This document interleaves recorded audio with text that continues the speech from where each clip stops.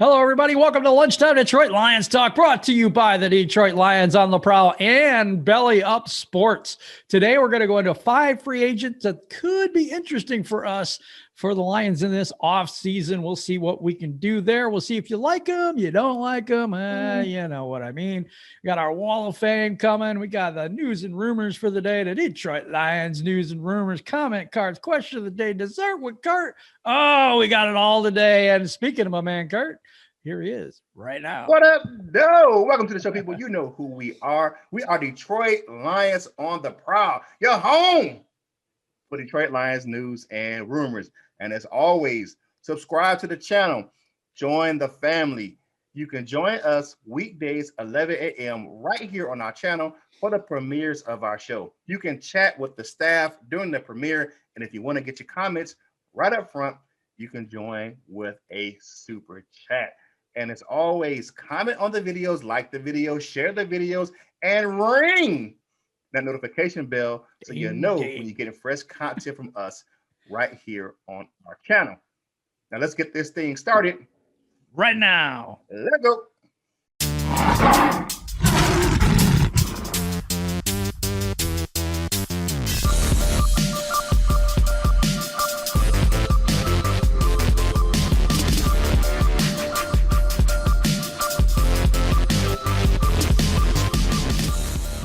Hey, everybody, welcome back to the show. And we're going to go into 5 possible free agents for the Detroit Lions. You can go thumbs up or thumbs down on those, but don't do that to the video, please. All right, first guy up. Who do you got, Kurt? I got Jayon Brown. He's 25 years old. He is an inside linebacker. The guy played at UCLA. His current team is the Tennessee Titans. Brown graduated from UCLA in the spring of 2017 with a degree in political science. Smart guy. All right. Brown likes spending as much time as possible with his dogs, a mutt named Lou and a Rottweiler named Tally. Okay. There we go. Renaissance man. Renaissance man. So he also enjoys puzzles and watching movies. He ran a 4.7 in the 40, which is not blazing speed for inside linebacker, but it's better than what we got. All right, so his career NFL statistic in 2020, as of 2020, so it's 330 tackles, 9.5 sacks. He's got 4 forced fumbles in his career with 3 recoveries, 3 interceptions, 26 pass deflections. Now that's pretty good. I like that in a linebacker who can tip those passes away. And he has 2 defensive touchdowns. All right, the Lions had a terrible defense last year. We know that. They conceded the most number of total yards and finished in the bottom 5 in both total passing and rushing yards allowed. Now, those total number of yards were a record from the 2018, which were the Lions as well. All right, the 25-year-old Brown is a 6 foot, 226-pound linebacker from the Tennessee Titans.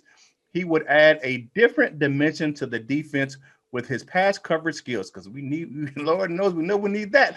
He especially is good in zone coverage formations, although he could use some work in the run game. Brown defended 8 passes last season and even got an interception. He had a total of 72 tackles on the season. I'd like to be a little higher in my middle linebacker. Yeah. All right. Unfortunately, Brown's season was cut short with an elbow injury that may bring down his asking price. Maybe that's give him probably a why low. the tackles were so low. Yeah, it's probably slow. The Titans have many free agents of their own, and so there is a possibility that Brown leaves. In week 11, Brown suffered a dislocated and fractured elbow and was placed on season-ending injury reserve on November 24th, 2020. That guy's got some pretty good stats. He's got some good size to him. I would like him to be a little bit heavier. If you look at Aaron Glenn yesterday, he said he likes his linebackers a little bit big, a little bit of size and fast. Where 4.7 is decent for a middle linebacker or inside linebacker, but he needs to probably put a little poundage on. He reminds me of that Reese Maven type of with the weight. Yeah, he probably needs to put a few pounds on, but that might limit him in his coverage ability. Yes. He's good in zone coverage. We don't have that in a linebacker right now outside of, Collins. That's about that. and he could replace Turtle Tavai easily. Yeah, he's so slow. You know, the one guy who's good in coverage, he just didn't get a lot of playing time, is Reeves Maven. Reeves Maven is a pretty good coverage linebacker, but he just didn't get the run under Patricia. Yeah, because Patricia likes him big and slow, I guess. He really did. What you got next, my man? We got Juju SmithSchuster, wide receiver out of Pittsburgh. He went to college at USC. Did you know he's only 24 years old? Yes, Holy he cow. came to the league at 19. Yes, he did. He ran a 4.54 in the 40-yard dash in college, where he went to USC. He was selected in the second round, 67th overall. See, so our second round thing was pretty good. 2017 NFL draft. He was the youngest player selected in the 2017 NFL draft. He has built a widely viewed presence on social media, including TikTok, YouTube, Twitter, and Twitch. Maybe he doesn't want to draw that attention to the Lions, but we'll see. SmithSchuster announced a partnership with his popular gaming group, FaZe Clan, to sell merchandise. And now he has a YouTube channel using his full name that posts Call of Duty, Fortnite, Battle Royale. And he does all this. He was a social media giant. We know that. I mean, the guy, but that also opens him up to trolling. And that's a lot of those players were trolling him last season. Yeah, they were. That's right. Losses. That's right. The Cleveland was doing the Corvette thing, the dance, after they beat him in the I know. That was terrible. But you know, the NFL's like that, though. You got something going on, they're going to pick at you, man. They are. Juju Smith-Schuster bleeds black and gold right now, but, you know, and the city of Pittsburgh loves him, but this is a business, and we'll see how that all works out. He would be one of the top free agents if they don't extend him in 2021. Even Schuster realizes his time is done. In recent weeks, he's mentioned new teams while playing with fans on different video games. Ooh. Okay. Interesting. His career, let's go into his stats just a little bit. His career NFL statistics as of 2020, he has 308 receptions, 3,726 yards, 240 return yards, 27 touchdowns, 26 receiving, and 1 return touchdown. Holy cow. Yeah. NFL records. He is the first player in NFL history to score 5 touchdowns before his 21st birthday. Yeah, dude was like 19 when he came. He couldn't do nothing. He couldn't drink through nothing. That dude was in his room. He was in his room. He couldn't go out with the guys, man. Youngest player to record at least 150 receiving yards in a single game. First player to have 2 offensive touchdowns of at least 97 yards in one game. Youngest receiver. Does this sound familiar? Let me read these two. Youngest receiver to 1,500 receiving yards. Youngest receiver to 2,500. Sound like Matthew Stafford just a little bit? Yeah, kind of, because that's when he came in the league, 1920. Yep. He was definitely short of his. I think he turned 20 right when he came into the league. So he had to wait a whole season to turn 21 before he did. So he spent a whole year in the league at 20 years old.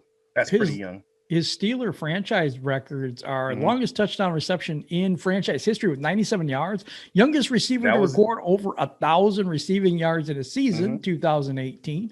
Fewest games needed to reach 1,500 in his career receiving yards. That was 21. So holy cow. And you know that longest touchdown reception in franchise history happened in Ford Field. Oh no! I remember that play. That had to happen here. Okay, thoughts on Juju Schuster for me. This is going to be a really expensive linebacker. Jesus, wide receiver. This has not been my morning so far. It's all. If you guys are going to be members, the blooper section is going to be hilarious this week. I'll let you know. So Juju Smith-Schuster, he's 24 years old. He's going to be really, really, really expensive as a wide receiver. But if you want to get Jared Goff some weapons, this may be the guy to go to. I just don't think we're going to have enough money to afford him this year. And I don't think we're going to go after, I hope we don't go after the skill positions first. That's just my take. What's your take on Juju Smith-Schuster? I think Smith-Schuster realized with some of the acquisitions at receiver in Pittsburgh that his time was pretty much up. He never really came out as the number 1 receiver once Antonio Brown left. So he never really, was that solidified in the number 1 spot. And that's really what he wants to be. So, looking at Claypool and some of the other guys out there in Pittsburgh, they probably see him as expendable, where those other guys really, we call that, outperformed Juju this last season. So I can see him moving on, or the team moving on from him, just because of the fact that he wasn't up to snuff as a number one wide receiver in Pittsburgh. Right. That's true. Who do you got next, Curtis? Okay, I got Curtis Samuel. I've watched this guy down here because I live right here down here in Carolina. So Curtis Samuel, 24 years old. He is a wide receiver out of Ohio State. Now, that's one position that Ohio State can turn out some good players. Not too good about the quarterbacks, but the wide receivers and running backs, they're pretty good. With some receivers potentially on the way out, the Lions could turn to Curtis Samuel. The Carolina Panthers speedster had 851 yards and receiving and 200 yards rushing on 41 attempts last season. Samuel is a versatile weapon for the next quarterback. While not a true number one option, we already know that, he is a tough and physical receiver who operates well in the slot. Less costly than Juju SmithSchuster, Allen Robinson, or Corey Davis. Pro Football Focus said that Samuel has the highest catch rate in 2020 of any receivers with 70-plus targets. PFF also shows that Samuel aligned at running back 70 times in 2020. A lot of that had to do with Christian McCaffrey being injured most of the year for the Panthers. In the slot, 399 times, and out wide, 177 times. Now, one thing about Samuel, he did play some running back in college at Ohio State. He split some time with some other guys in Ohio State at the running back position. If you think he's just a slot receiver, the data shows that is not really the case. That season, he lined up wide 640 times, and in the slot, 303 times. Per PFF, Samuel's 330 yards rushing the past two seasons leads all wide receivers. And at only 24, he is 24, will be 25 soon, entering his prime years. So let's look at his career stats.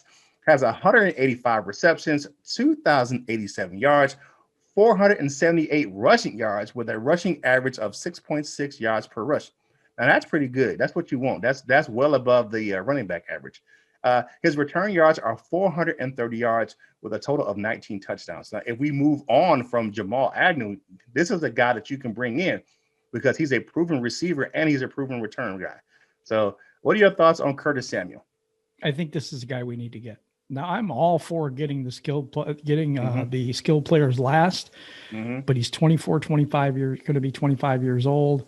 He is going to be much less costly than Juju, but he brings a lot more to the table for me. He could be a really good slot. He could be a number two if we decide to franchise Kenny Golladay. And then when you have Kenny Golladay, Curtis Samuel, if we decide to move on from Agnew, he does have punt return and kick return ability. He can go out wide. He is the whole package. The guy can just fly too. He's a speedster. He's a burner down the field. Yeah. All right, who you got next, my man? I've got somebody that I'm not even that sure about, Todd Gurley. Okay, but he has a connection with Brad Holmes, obviously, for the Rams. I almost said St. Louis Rams. Let's see, it's that kind of morning. That's where they started. That's where he started. He started in St. Louis. Yeah. Then they went to LA. All right. He's only 26 years old. People forget that. I don't know why I think he's so much older than that. Because he sat out that last year in college, so he doesn't have that because of that knee injury. So he would think he's a little older than what he is. Yeah, he's a running back. Of course, he went to Georgia. So he would have a connection with Swift like right away. I'm not terrible on this move. But Gurley's career significantly dropped off after his amazing 4-year start with the Rams. In the past two seasons, he's averaged a collective 3.7 yards per carry, but he still found the end zone 21 times. He made 3 Pro Bowls and a Super Bowl appearance with the Rams. Gurley became unreliable due to his leg injuries in the latter part of his tenure. Although he appeared in most LA Rams games, his workout and production decreased. Workload and production decreased, and he was released in the 2019 season just after 2 years of signing a $60 million extension. So sign that Steve Austin deal. Yeah, for real, didn't he? Yeah, he did. Sporadic Spot Track lists his market value at $5.5 million, which is the exact 1-year deal he signed last year with the Falcons. Mm-hmm. He would pair well with Swift in the backfield. I totally agree with that. He's more of a power back. I would like that combination. I think AP is going to move on. He's talking about going to Tampa Bay. Yep, I saw that. And I wish him well. I do. Yeah. I thought he brought some professionalism to this team. I thought that he did what he could do. He did his thing and almost got 100 yards if they would have played him well in the first game, but farewell to AP. Would you so in week 7 against the Lions, he had 23 carries for 63 rushing yards and 2 touchdowns, and in that 23-22 loss. But the play of the year for the Lions was him not getting it. He fell. He fell into the end zone. That was so hilarious. Yeah, that was his fault too. Yeah, remember that? Totally his fault. Yeah, because he did it against the Lions a couple years ago in Detroit, where he actually when he played for the Rams, he actually went down early. But yeah, he tried, but this time he tried, but he fell into the end zone. It would be ironic if they got him because of that fact. Let's go into his career highlights and awards. He's a 3-time Pro Bowler, 2015, 17, and 18, 2-time first team All-Pro, 2017, 2018, second team All-Pro in 2016, NFL Offensive Player of the Year in 2017. And, also he'd be reunited with Jared Goff as well. So, I mean, there's some stuff there too. 2-time NFL rushing touchdowns leader, 2017, 2018, NFL Rookie of the Year in 2015, Offensive Rookie of the Year, Pro Football Writers Association All Rookie Second Team All SEC in 2013, First Team All SEC in 2012. He's had 6,082 rushing yards, 4.2 average over his career, 67 touchdowns, 243 receptions. He's had 2,254 receiving yards and 12 receiving touchdowns. You know what? There's the only thing about end zone. The only thing about Gurley is if he goes part-time on a team, I think it helps his knees. I think it helps him to be a better back. And it's I don't think he needs to be the man anymore. He needs to split time. He needs to split time. And who better to do that with DeAndre Swift? I think Todd Gurley could resurrect his career here in Detroit. I do. I think he's had long enough to heal his knees up. I think that it could be that he resurrects his career here. I believe that could happen. What do you think about Todd Gurley coming here? I like Todd Gurley, but according to Deuce Staley, if he can't block, he don't need to come. So, that's true. Deuce Staley said the running back needs to block. Now, I'm not saying he's not a good blocker, but I think he can revive his career in Detroit. I think that he could reunite, especially with Jared Goff, and be a member of the stable. I think because that middle part of his career in the LA when they made the Super Bowl, and he was part of that running back by committee with Brown out there in LA, that helped save his legs. People were saying, well, they're not playing him, but when he played, when it counted. So, and I would say that it would definitely help revive his career in Detroit if he took on a running back by committee role. Yeah, that's true. That's true. Who we got next? All right, last but certainly not least, we have Leonard Floyd. He is 28 years old, and he's an edge rusher outside linebacker. Now, like Gurley, he went to the University of Georgia. Wow. So he played with Chicago Bears from 16 to 19, and then he's out there in LA right now. So he will reunite with Brad Holmes as well if he came to Detroit, and also with Jared Goff.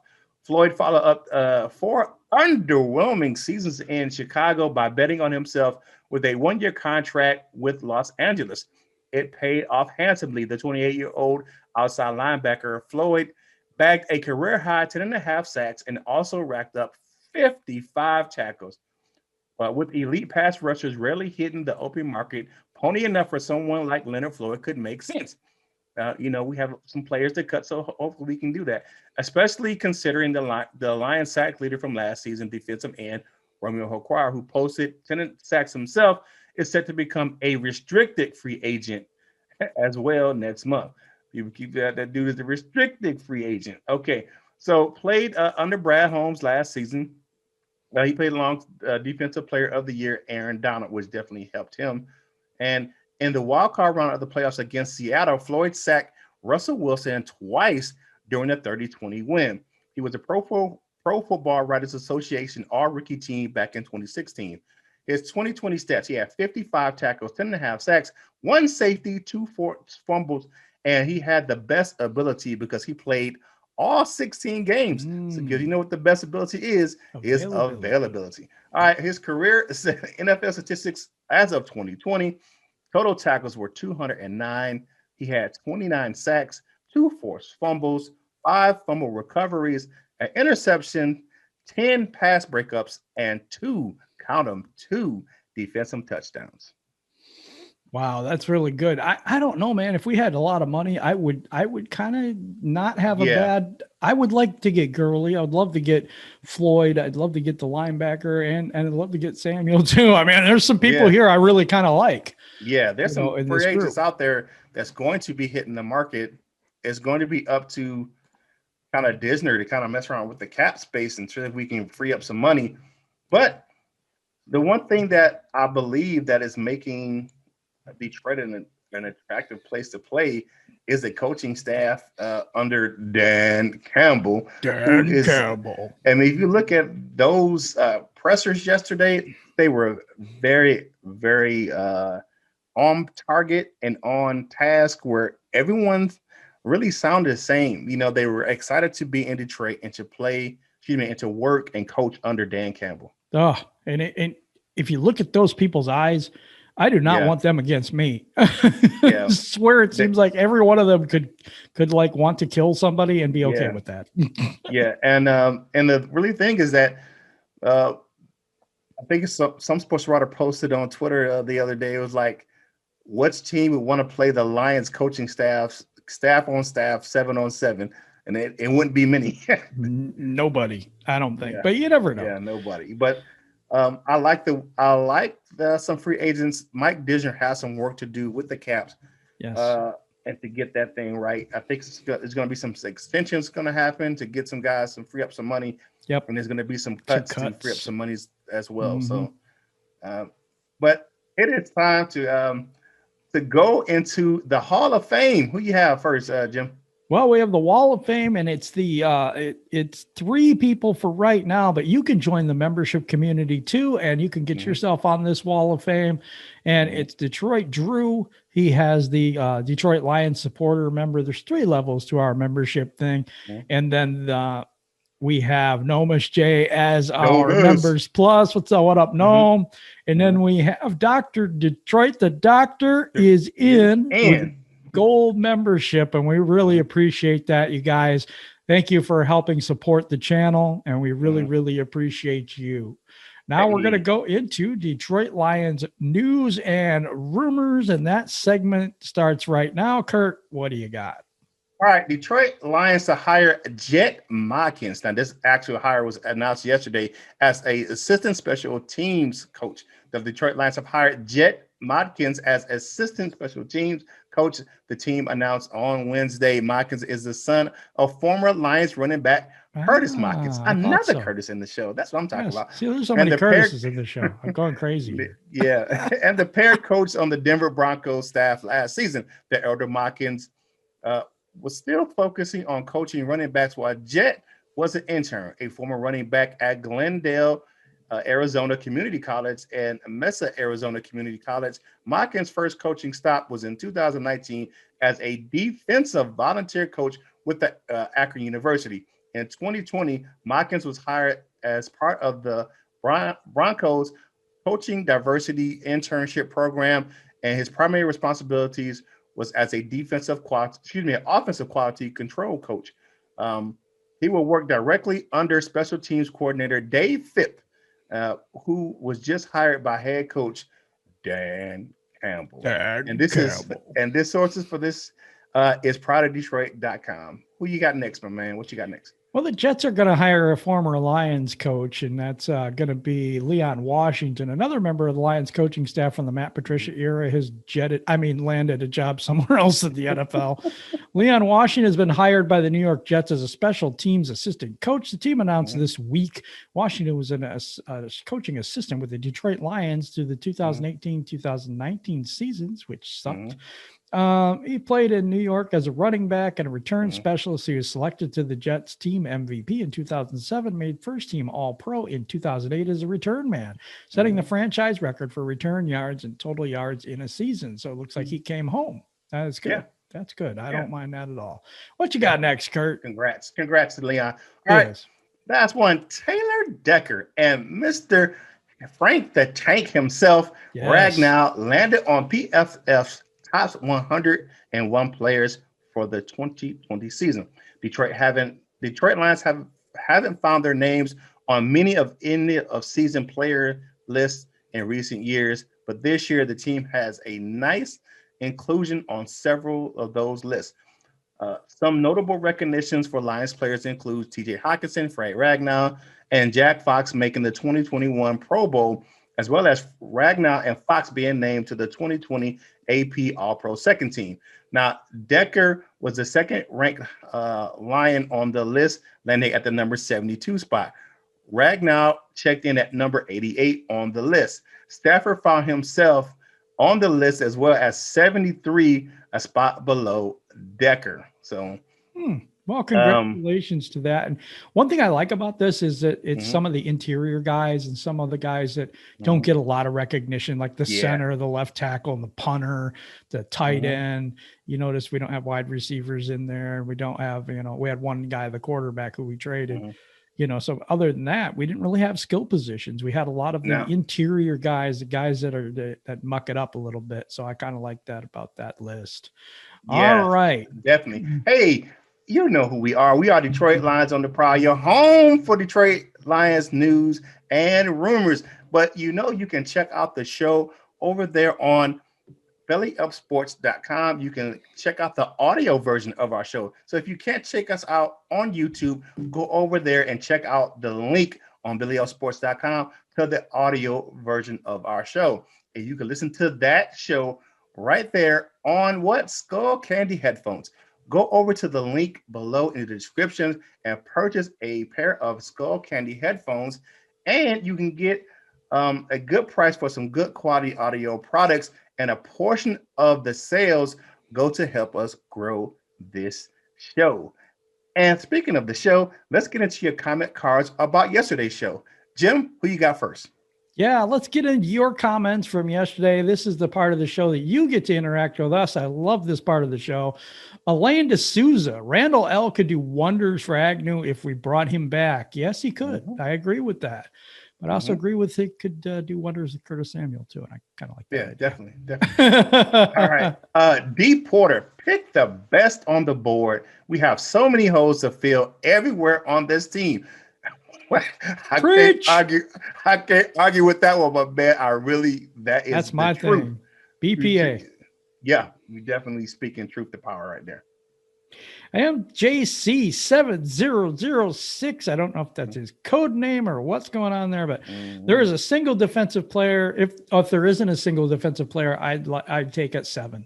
Wide receiver is definitely realistic unless they prefer a tackle like Sewell or Slater. Sewell will be gone by then. Slater is interesting to me, though, and I think that if we have to take someone to 7, best player available. I don't care if it's the wide receiver. I don't care who it is. I'd rather have an offensive lineman, but best player available if we can't trade out of that spot. Okay, next up we have Kerry Smith saying, how do you guys feel about players sitting out a season in response to the COVID-19 pandemic? Their choice. I mean, it's their health. I'm not against it. I'm not for it. I mean, it's their health. I mean, you have to look at it. I mean, some players do have they are high risk of getting COVID. And if they choose to sit out the season, I'm not against that. That's their personal choice. I mean, how can I be mad at someone making a personal decision about their own health and their family's health? But the rest of the question does point to what they're kind of asking you. Okay, so do they keep their college eligibility? I believe they still do.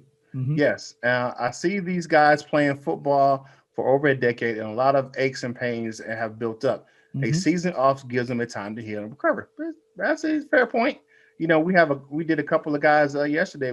Talked about that didn't play in the 2020 season because they sat out because of COVID or other reasons. Does their lack of playing hurt them significantly? I wouldn't say it does, especially if they're very talented, and just because they're not playing, it doesn't mean they're not working out and doing things to get prepared for the draft. So there's nothing like game experience, though. I do believe it does hurt them. And significantly is the key to this question on that question. And I think it does hurt them. I think that more reps, the better. I think that, even in the NFL, the more reps you get, the better. Everybody says that. So if you're missing an entire year, it does hurt you. It is your choice. But I think what more they're saying here is it beneficial to them to sit out, as in, for the injuries, or does it hurt them? Does it help the player or hurt them? As in, their eligibility for the NFL draft. To me, it depends on the player, especially if they have, those nagging injuries. Maybe that does give them a time to heal and they can prepare for the draft. We have a lot of players that sat out bowl games or sat out half a season because they wanted to prepare for the draft. And, they definitely had good NFL careers. And look at Christian McCaffrey. He sat out some of those final games at Stanford, and look at how he's one of the best running backs in the league. So, it all depends on the player. I think it's a personal choice, and the player themselves, making sure that they can make up for that time missed. Yeah, that makes perfect sense. Yeah. What you got, Jim? New to the show for me, Carla Brando says, I try to watch every day. Best show about our team. We really appreciate that. We put a lot of hard work into the show, and we try to do the best that we possibly can do. Really appreciate your comment, Carla. Thank you very much. Thank you. We appreciate that. All right, last one. Mike and Chris G, friends of the show. I live in Kalamazoo, home of the Western Michigan Broncos. I tell you, Eskridge is sneaky good. I think he's just good. Tough guy, good hands, runs faster than it appears on film. He's worth a number 2. If you don't get him, if he's there in the 3rd round, you have to take him.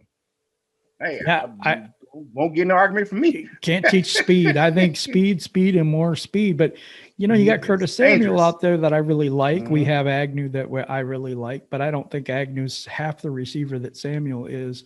I think this guy's a really good receiver as well and can fit that slot position. If you could put Samuel at the 2, you put him at the 3, and then you got return men, backing up return men, backing up. You know what I mean? You got depth.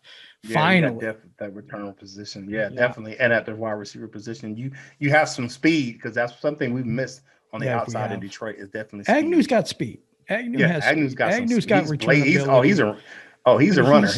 He's not the gadget guy I thought he kind of would be, and he's not the receiver I thought he could be. Yeah, but those things, those are kind of. I mean, at the highest level, to switch from defensive back to wide receiver is tough at the highest level. Right. So now we go to the question of the day. And the question of the day is, of those 5 free agents, how many would you like to see on the Lions team? 1, 2, 3? I mean, how many can we afford, by the way? That's another question. But how many people you really like off this list, and how many people would you like off this list? Call up Disner, see what he can do. What's your Disner the wizard, I swear. Cap wizard. All right.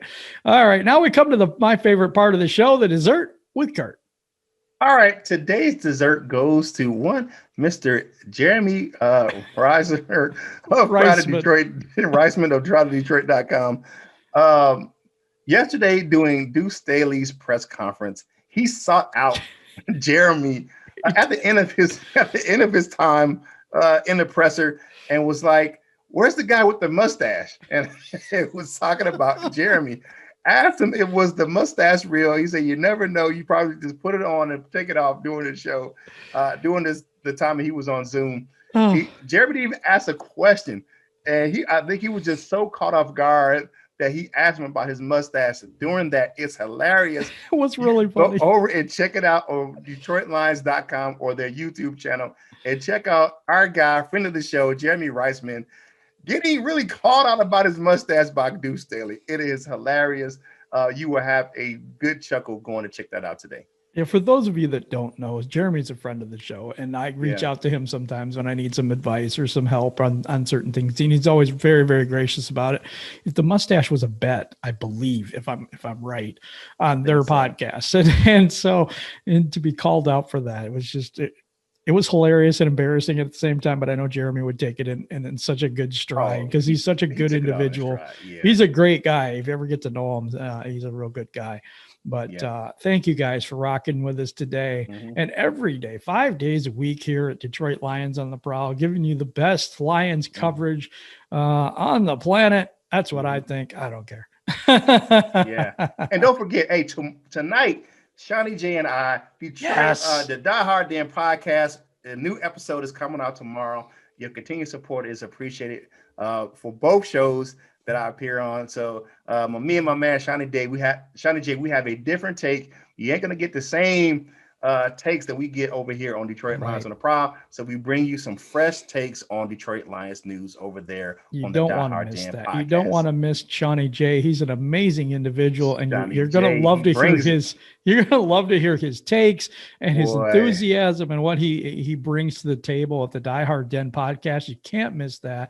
That's tonight. Comes out tomorrow. So everybody can listen to that through what? Spotify and Spotify. It'll be right there on the link on the actual Detroit Lions on the Prowl page on Belly Up Sports. And you can also check out the Die Hard Den podcast Facebook page and the YouTube as well. The videos and the audio versions will be found on those platforms as well. That sounds really good. Appreciate each and every one of you for rocking with us. Like I said, this has been an amazing show. And to each one of you in the premiere, we just want to say, hey, how you doing? Appreciate you showing up and showing out. And Kurt, take us home. Hey, you know who we are. We are Detroit Lions on the Prowl. You're home for Detroit Lions news and rumors. And as always, subscribe to the channel. Join the family. We really appreciate all the members of our family. We don't have fans. We don't have viewers. We have family. And you can subscribe to our channel if you haven't done so already. And like the videos, share those videos, comment on our videos, answer the question of the day. All of this helps us get this content to more Lions fans just like yourself. And if you need to catch it on the audio version, like I said before, you can go over to bellyupsports.com and find the link to our Spotify. So you can listen to the audio version of this show on some Skull Candy headphones, which you can purchase on the link below in the description. And a portion of the sales go to help us grow this show. Now, as you go about your day, please be positive and make sure you take care of yourself and your loved ones. And don't forget, whatever you do in life, you got to boss up, all out, and be the best version of you that you can be. From my man Jim, right here on Detroit Lions on the Prowl, this is Kurt Steele, and we will holler at you real soon.